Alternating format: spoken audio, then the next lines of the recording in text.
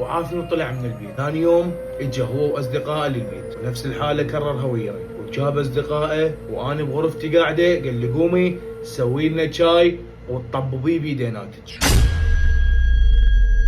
انا هنا وليت مصدومه وخايفه وما اعرف شنو اللي اسوي. قبل سويت اني سمعت كلامه لان الكتله اللي كتلني اياها البارحه مو هاي الكتله النظاميه. رحت سويت الشاي وقدمت الصينيه وطيتها للاصدقاء، وكانت اصدقائه نظراتهم الي كلش مو حلوه، يباعون على جسمي من فوق اللي جوا. ورا يوم او يومين ظل يتكرر عندي انه انا اقدم لهم الشاي، اللي يريد مي يجيب له مي، واخوي قاعد ومبسط. اليوم الثالث صارت اللي ما كنت اتصوره. انا بغرفتي صاحنا احمد قال لي نور سوي شايات وتعاي جيب الشاي لاصدقائي. قلت له صار احمد، هسه راح اجيب لك الشاي انت واصدقائك.